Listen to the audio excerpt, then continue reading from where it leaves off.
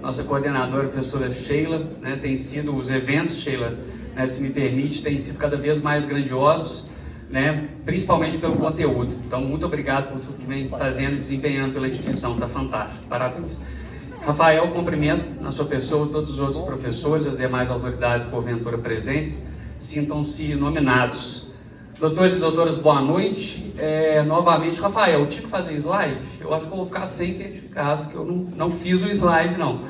Né? Mas brincadeiras à parte, pessoal, a gente precisa conversar um pouco sobre processo penal. Não fugindo à temática, o professor Cícero bem lembrou, que a gente tem que mencionar a respeito da pandemia, os reflexos da pandemia. Nós estivemos diante de uma necessidade de reinventação. O judiciário precisou se reinventar, os advogados precisaram se reinventar, Ministério Público, Defensoria Pública e afins. E o processo penal, eu não preciso mencionar, que trata do bem jurídico mais importante da pessoa humana, que é a liberdade. Né? Então, quando a gente fala de liberdade, tudo é mais sensível.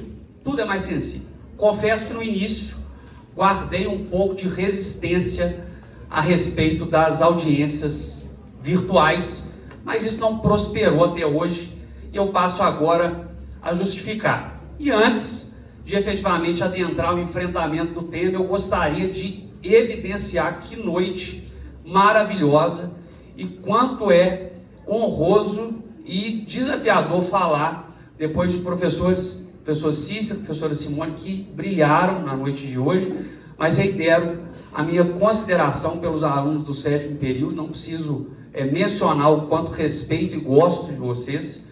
Então, assim, vieram aqui para dar show. Os alunos do 5º período, não diferente, sinceramente foi brilhante a apresentação, então a responsabilidade aqui ela fica muito mais alta. Que noite maravilhosa, que noite emocionante. E os demais alunos peguem aí a inspiração para daqui a pouco estarem aqui.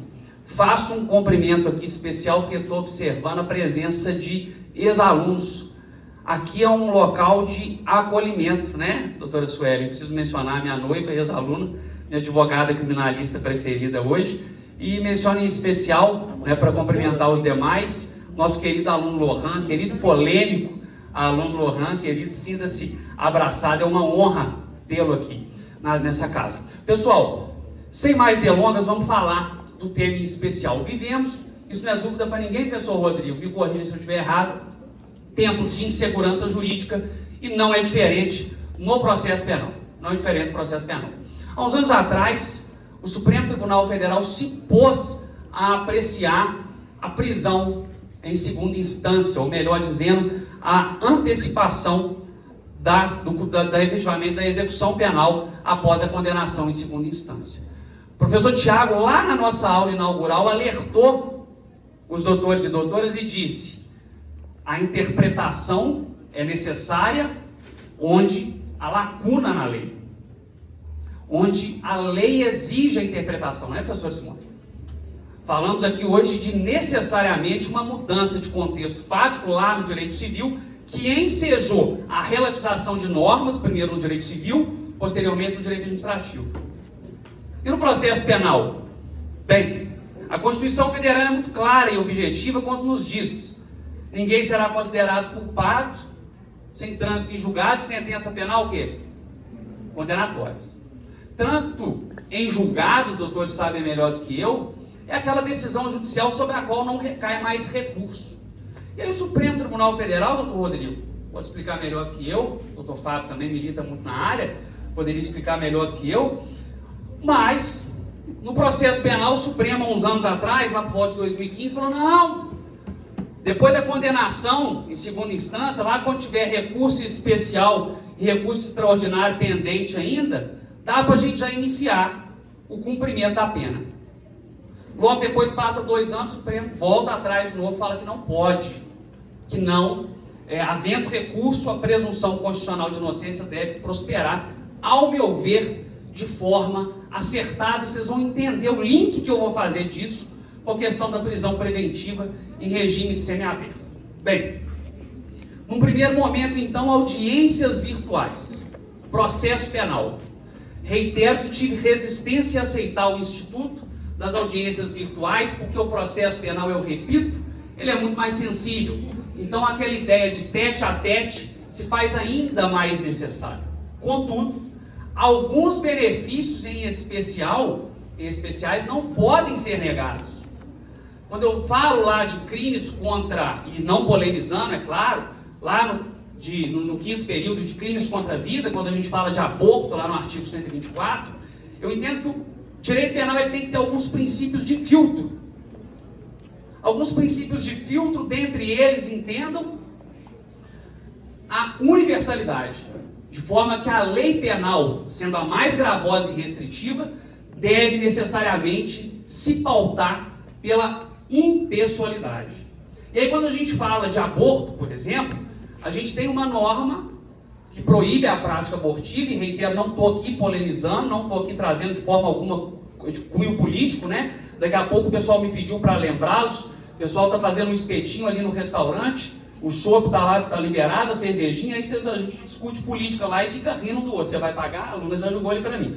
Mas não estou falando de cunho político, estou falando simplesmente que se a gente tem uma norma que só se aplica a pobre, nós temos o dever de combatê-la, ou no mínimo de questioná-la. É muito fácil a gente falar em proibição do aborto, quando é uma norma que só coíbe a mulher pobre de praticar o aborto.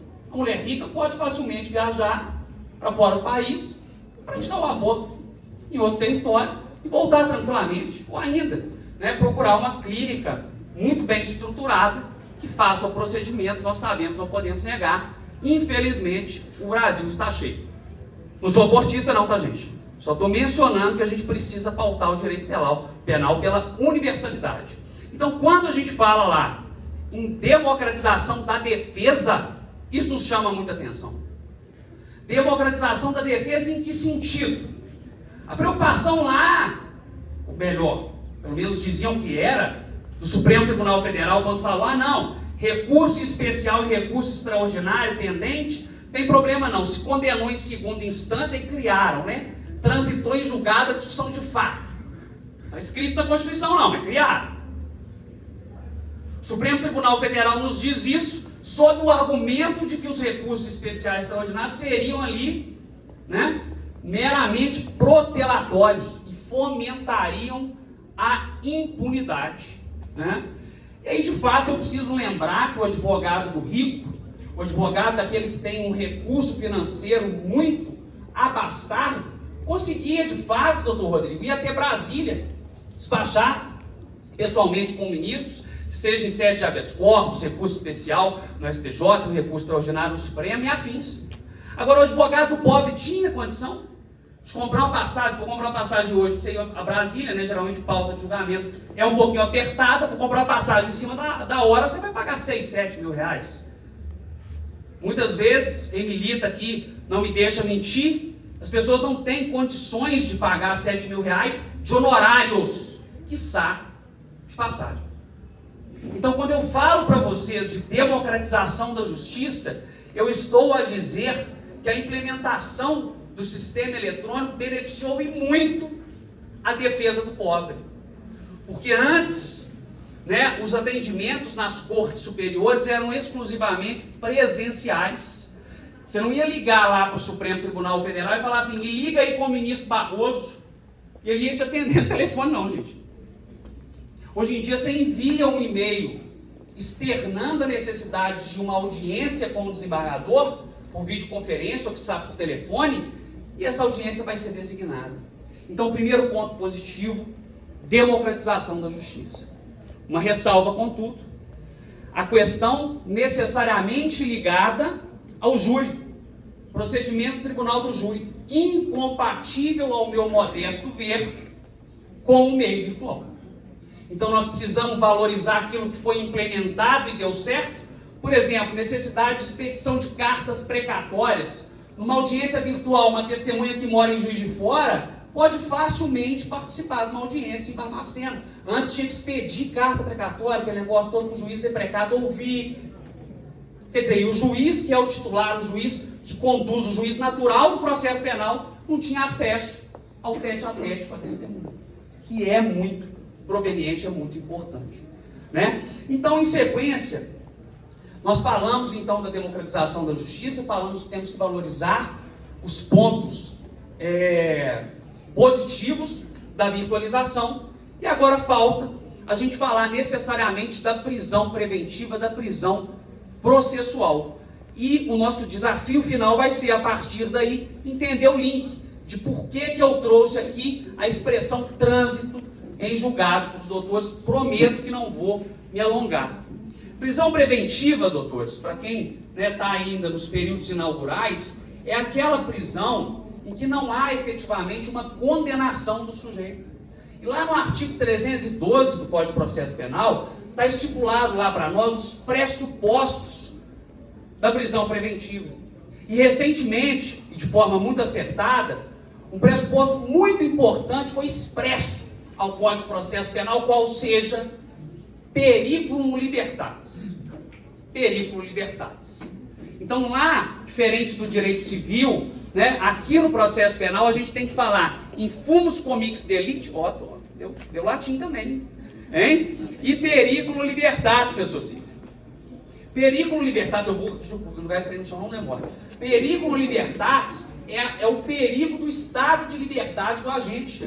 A prisão preventiva, ela só se justifica se houver, assim pessoal, nós estudamos lá, processo penal, se houver justo receio de que o indivíduo posto em liberdade volte a fazer o quê? Merda. Tinha que ter uma palavra, o professor Cícero não falou hoje. Ficou para mim, professor Cícero? Você mudou? Orando bem agora. Tá certo. Tá certo. Pessoal, brincadeiras à parte, que a gente tem que descontrair. A prisão preventiva, então, exige que o indivíduo se recolha preso. E o artigo 33, lá do nosso Decreto-Lei 2848 de 1940, do nosso Código Penal, ele estabelece para nós os regimes prisionais.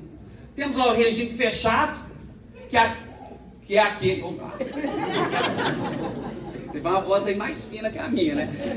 Temos lá o regime fechado, que é aquele que vai ser cumprido em estabelecimento de segurança máxima ou média, leia-se, ver o sol nascer quadrado, não tem mistério. Temos o regime semiaberto, colônia agrícola ou industrial, e temos lá o regime aberto, que nos transmite a ideia, aí sim, da casa do albergado. Muito cuidado, que aqui em Barbacena, por exemplo, nós não temos o regime semiaberto, na medida em que não temos colônia agrícola ou industrial. Então, o indivíduo que está em regime semiaberto, ele já goza diretamente da casa do albergado. Ele vai sair para trabalhar durante o dia e vai se recolher à noite, finais de semana, feriados e etc. O que eu estou dizendo quanto a isso? Existe um processo, então, e o juiz entendeu... Vai embora não, gente, pelo amor de Deus. O juiz entendeu, eu prometo que eu vou ser breve, que era o caso de manter o indivíduo preso. Falou, não, esse cara tem que ficar preso. Ele tem que ficar preso porque existe um justo receio de que, se posto em liberdade, ele vai voltar a delinquir. Bem, o processo tem a sua sequência merecida e, ao final, o juiz entende pela condenação da alma cebosa, mas condena ela, ao final da dosimetria, a uma pena cujo regime é o semi-aberto. E aí o que acontece? O juiz vai e fala, não autorizo a esse camarada recorrer em quê? Liberdade. Mantenha-se preso, porque ainda presentes os pressupostos autorizativos lá do 312 do Código de Processo Penal, e o camarada fica preso. Só que aí ele pode ficar preso num regime mais gravoso que aquele que a condenação impôs? Não. Aí o que ele vai mandar fazer? Readequar o regime. E expedir uma guia de cumprimento de pena. Transitou em julgado, gente? Então começou a cumprir a pena, filho. Eu passo mal, ainda bem que tem grade na janela aqui da faculdade. Como que a gente resolve isso? Deixa eu explicar. Olha o raciocínio. O juiz falou, eu não autorizo a recorrer em liberdade. Aí beleza. Tranquilo. Mas impôs a ele um regime semiaberto. Aí o juiz fala assim, readeque esse regime. Espeça-se guia de execução. Se é guia de execução, ele passa efetivamente a cumprir a pena que foi imposta, mas o Supremo não falou que não pode? Gente, a grade, Rafael, por favor, reforça essas grades. Vocês estão entendendo aonde nós estamos? E aí o STJ tem um posicionamento, inclusive tive a oportunidade de manusear uma reclamação constitucional no Supremo Tribunal Federal a respeito do tema, e o Supremo, processo de relatoria do ministro Barroso, e o Supremo Tribunal Federal tem consolidado o entendimento de que é compatível, não tem previsão legal, mas que é compatível a prisão preventiva em regime semiaberto. O STJ também tem batido o martelo nesse sentido. Você sabe o que isso significa? Que o Supremo Tribunal Federal ter voltado atrás e falado para nós que não, que é necessário sim o trânsito em julgado da sentença condenatória para iniciar efetivamente o cumprimento de pena. Você sabe o que isso significa? Absolutamente nada, porque em meio prático o juiz simplesmente pode não autorizar o recurso em liberdade e expedir guia de cumprimento de pena. Se é guia de cumprimento de pena, o camarada passa a se pautar pela execução penal e não por uma prisão preventiva, quando não há o trânsito em julgado de sentença penal condenatória. Bem, encerrado o chilique, né? Encerrado o chilique, eu gostaria de agradecer muito a vocês pela participação, professores de penal aqui da casa, estão aqui me dando subsídio, me dando também coragem, porque é desafiador para nós, numa casa em que, apesar da acolhida ser a regra, é desafiador ladear com pessoas de tamanho conhecimento, e eu não agora me referindo aos professores, mas me referindo a vocês, alunos. Né? Eu tenho mania de falar, os meninos aí que eu acompanho desde cedo, do 7º período, não me deixam mentir, que, professor Rafael, nós aprendemos muito mais com os alunos do que os alunos conosco. É uma frase que eu repito em toda a turma. E esse período de pandemia não foi pontual apenas para testar a nossa mentalidade, para testar a nossa regularidade psíquica, não. Nós tivemos pontos muito positivos, os alunos aqui não me deixam mentir, porque essa instituição amargou desafios muito grandes nesse período. E vocês são fiéis, vocês são a resistência. E nesse momento eu encerro a minha fala, dizendo que o direito é fruto da atuação de vocês. Vocês, operadores do direito, vão provocar amanhã a mudança que nós precisamos. Direito não é imposição de verdades. Direito é essência reflexiva. Obrigado, doutores.